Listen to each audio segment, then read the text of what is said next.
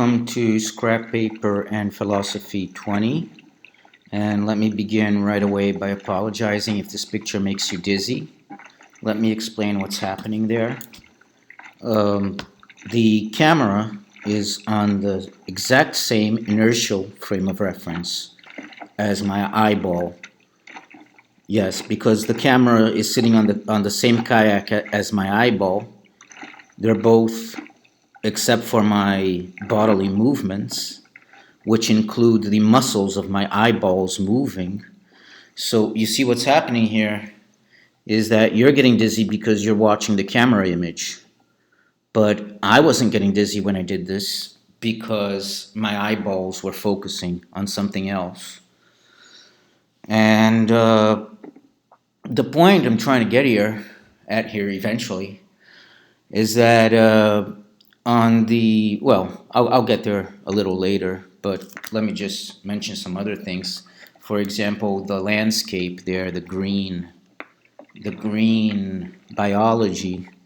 Well, that green biology is grazing on stationary photons, which is what I'm going to mention next because that's what we're looking at. And the atoms of the sun, the hydrogen atoms and the helium atoms, they're still 8 light minutes away as far as light minutes are a measure of distance. So the helium atoms and the hydrogen atoms, they're 8 light minutes away, but we're looking at the stationary photons left behind in the void by this moving star. And the secret here is that, I don't know if there's a secret here, but what's happening is there's no such thing as an inertial frame of reference at rest when you think about it, because the star system is in motion. So we will never be able to pin down rest with respect to vacuum. The best we can do to pin down rest with respect to vacuum is the electromagnetic wave. So we're looking at it right there. I mean, there's these reflections, what's happening on the surface of the water, all the photosynthetic action on the surface of the water. It's almost as if the water is happy to finally see the sun. That photosynthetic action there is grazing on photons, and it's leaving behind photons that it didn't graze, and that's their signature that our eyes detect, those photons that were left behind by the surface of the water. Of course, we're still going to get really confused before we get there, because what about those islands over there? How long did it take for the photons that they left behind to reach us? I mean, don't the Michelson-Morley experiment, or some version of rotating mirrors set up on mountaintops? Aren't those things supposed to measure the speed of light, and how we account for what they're actually measuring? Well, what they're actually measuring is some rate at which I'm not going to account for it because I can't right now, but I'm going to give a conceptual accounting. And what we're measuring there for is you see, the mirrors, for example, don't actually reflect photons in the sense of waves.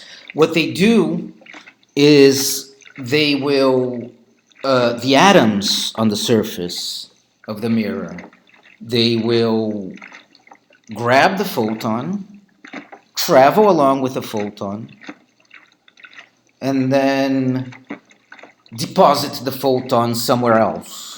And that somewhere else is the somewhere else of a mass system that we belong to, and this is how we're detecting these photons. they're giving us the picture of the mass system that we belong to. Okay. I think that made sense, actually. So, let's see. I mentioned the eyeballs, that on the traditional view, biologists can't figure out why the eyeball is covering the retinal image that goes to our brain. You know, the retinal image that goes to our brain is behind the eyeball. Well, on the traditional view, biologists can figure out why, but in our view, we say that all inertial frames of reference are in motion except that of electromagnetic waves.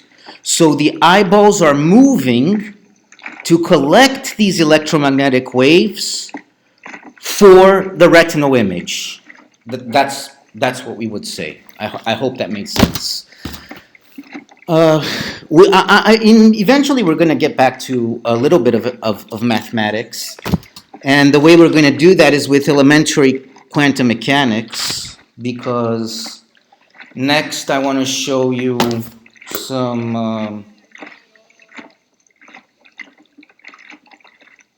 other stuff. Well, soon. Let me see. Maybe I should drink some coffee. Excuse me. Okay. So I realize it's kind of a sin to maybe I'll leave this playing in the background because it has a nice sound, soothing water sounds. Because I mean, this isn't really good artwork. I apologize, but what I'm trying to show here is what happens if we're right. What happens with astronomy if we're right? So I drew the path of a star, and this is where the star is now. I drew a spiraling path for the star all the way to the region where we are at, detecting the star. And the idea is that the star was here, and when the star was here, we were here on this top right corner of the page. The top right corner of the page, we were here, but we're not anymore. We're in the central region where the star happened to be. And the big takeaway from this drawing is what I wrote on these empty regions. This is a region of space where the star is undetectable. This is another region of space where the star is undetectable. All of these regions outside, see, I wrote detectable, right there I wrote detectable region on this right-hand side of the drawing to show you that the detectable region of the star is very limited. And here, just to emphasize that we're moving, I wrote this final error on the arrow, excuse me, a Freudian slip. On the top, on the bottom left of the corner of the page, I wrote "we will be here," and then I drew in the spiraling path. Well, the region of space where we are now determines what the heavens look like, and there's a lot of regions of space where the star is undetectable. So who knows what other stars are there undetectable for us, traveling along the void. And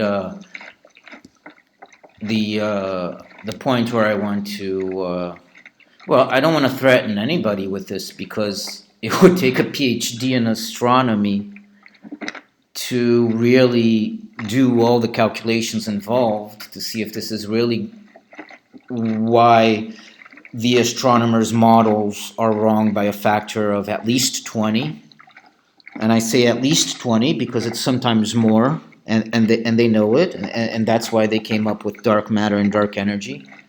because that's supposed to fix the wrong gravitational models with corresponding to the astronomical models of what matter of what amounts of mass is there and where. But what I am going to do is a lot simpler. I'm going to look at very elementary quantum mechanics, so we can see where we might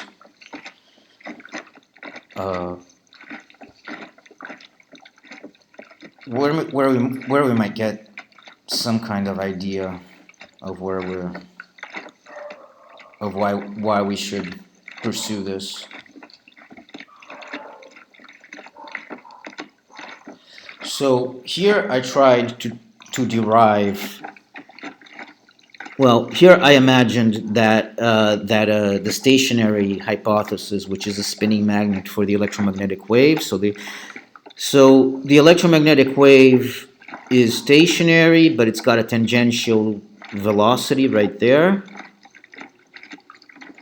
And comparing the kinetic energy that it should have, which would be 1/2 mv squared, to the acceleration, the formula for acceleration, and using the fact that energy, and here I wrote frequency as F instead of the Greek nu, so forgive me for that, but E equals HF is energy equals Planck's constant times the frequency. Well, I'll eventually come up with an expression for mass, and my expression for mass will be wrong by a factor of 2, because this formula for kinetic energy is wrong. But the point I want to make is what I circled there, that indeed the mass is proportional to 1 over the wavelength. And I'll get back to that in just a second. Before we do that, let's see what went wrong with kinetic energy. Well, here's the tangential velocity c. Here's the change in the tangential velocity, delta c. And these two arrows are equal in magnitude to each other. But because these two processes are simultaneous in time, we say that delta c, this which I circled here, this delta c, and then I circled it right there. I don't know if I'm indicating. I don't know if you can see my mouse thingy, but delta c equals IC. This is not a pun. Okay, delta c equals the square root of -1 times c. And when we do the kinetic energy using this concept of simultaneity, we get that 1/2 mv squared equals 1/2 m times c squared, because c squared is this c squared, plus ic squared, because we have this delta c perfectly simultaneous.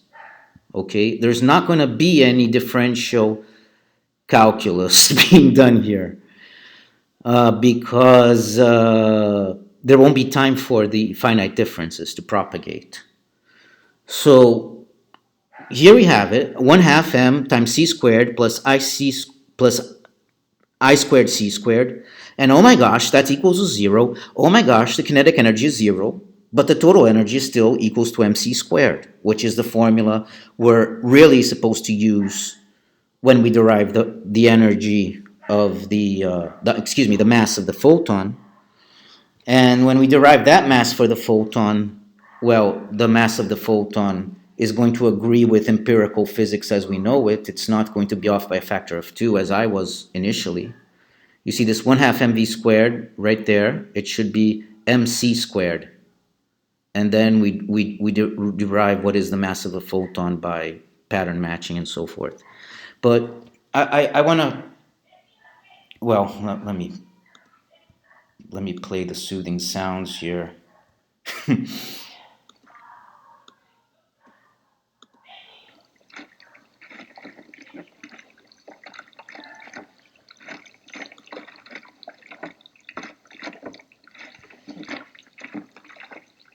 By the way, this the scrap paper is a silly printout that I made when I was trying to use cellular automatons on the context of a compression algorithm.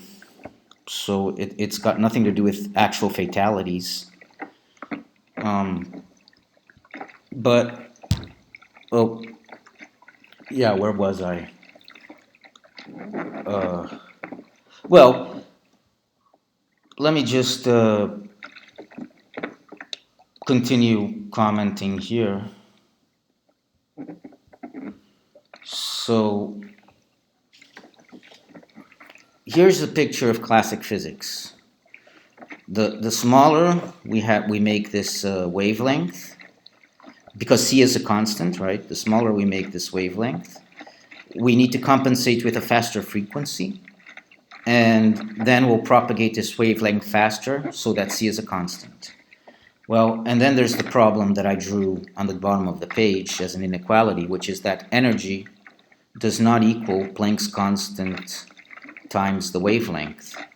You see, if this was actual physics in a medium, this is what we would expect. We would expect that energy to be some multiple of, or factor, I don't know which to say here, but well, the point is that energy is proportional to frequency, not to the wavelength. So there's no medium here, and but that doesn't really justify saying that light is a wave if we don't know that, because this doesn't agree with a wave formula. I mean, eventually we'll have some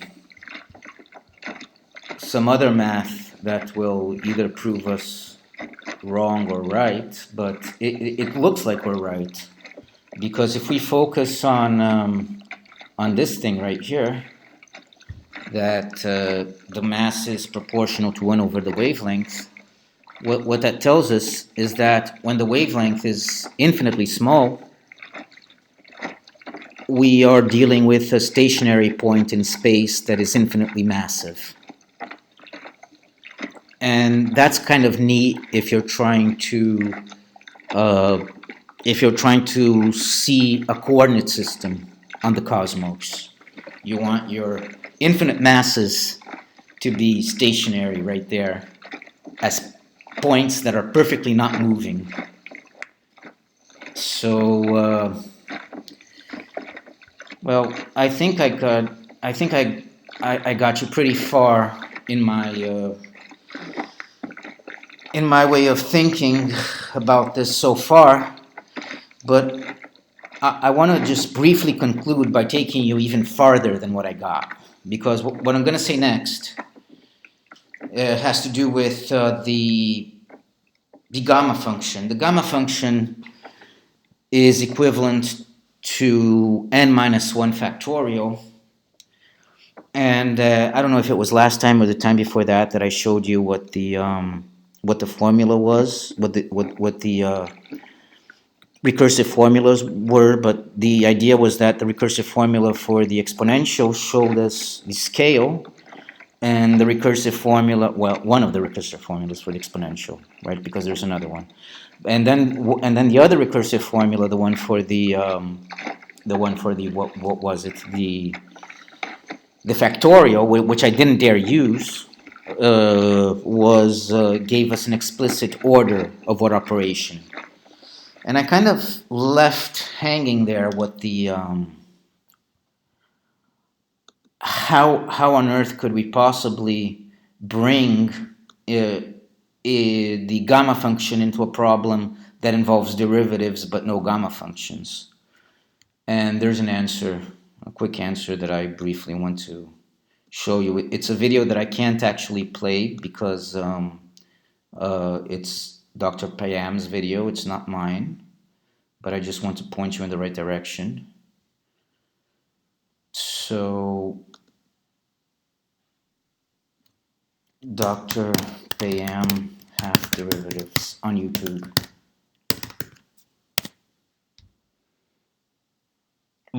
Okay. So, Dr. Payam doesn't actually apply the half derivative, but he gives us a wonderful definition of what it is. And the idea is that a full derivative equals take a half derivative and then take a half derivative again.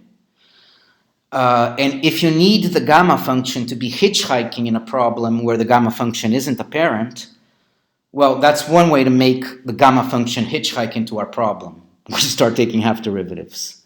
And if you're not a mathematician or a math enthusiast, I'm sure that didn't make a whole lot of sense, but we never know who's watching, so maybe it did. And again, thanks for watching. Bye.